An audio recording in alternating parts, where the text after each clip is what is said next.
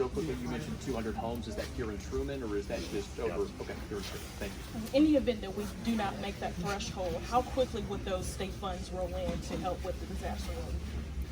Well, I'm hopeful that we will meet that threshold. If there's any delay in that, we'll have to enlist our congressional delegation to assist to make sure that's properly evaluated. So, if we could meet it quickly, that's one issue. If we have to push a little bit harder, take a little bit longer. But the reason we have to wait for that is that if we put in state assistance, it is less dollar value toward each homeowner, and it counts against us in our measuring the federal losses.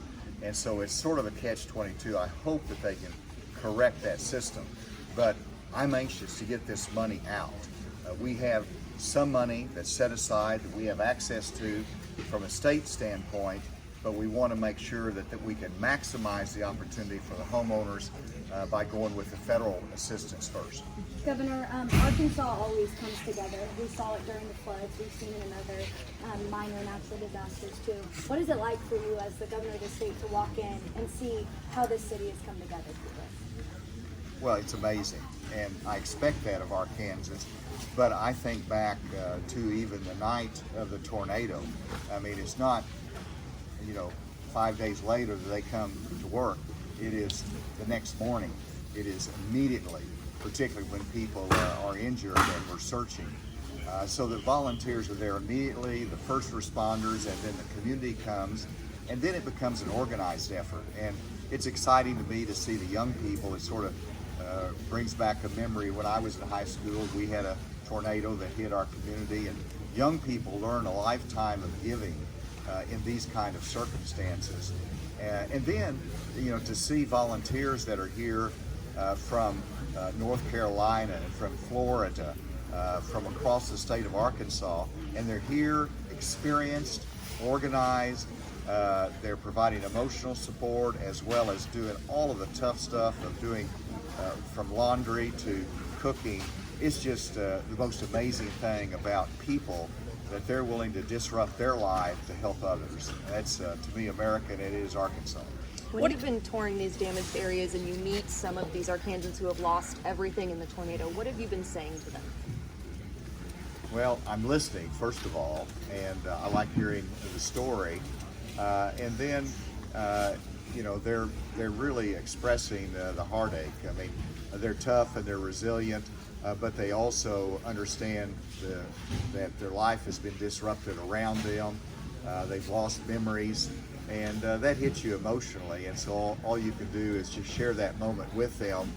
And then also, there's a practical side of things. Do you have food? Do you have water? Do you have shelter? And long term, how are you going to rebuild this? How are you going to get the debris out of your yard? And so we see the needs there, and thank goodness the community is responding so quickly. And for my judgment and my experience, Trumann is ahead of the curve. I mean, how quickly they've come in, they've cleared the streets, the debris is already being removed, and it's just a tribute to this community. What are you hoping to see for the future of not only this community, but the rest of the Arkansas area as you continue to meet people on the ground and as recovery efforts begin? Well, I think there's a realization it takes a long time to recover. You don't rebuild a part of a community overnight, and so there's heartache today. There's going to be more heartache a month from now because you're still going to be rebuilding and trying to pull things back together. There's the businesses that are here, and they need to get back in operation. We need to get the employees back to work because that's part of the economic base here. And so my hope is that we're able to move through each of those steps very quickly because it's the lifeblood of this community. And you want it, you see the strength here, and you don't want to diminish that. I think also it's important that you learn. The warning systems are very, very important that we have. And make sure that they work, that we give as much warning as possible. That saves lives, and I think it's been illustrated here in Arkansas, the effectiveness of that. You're constantly training people to listen. We have a good warning system. Are you responding to that? And we are in Arkansas, but we want to use this as a constant learning tool. Thank you all very much. Thank you, Governor. I would like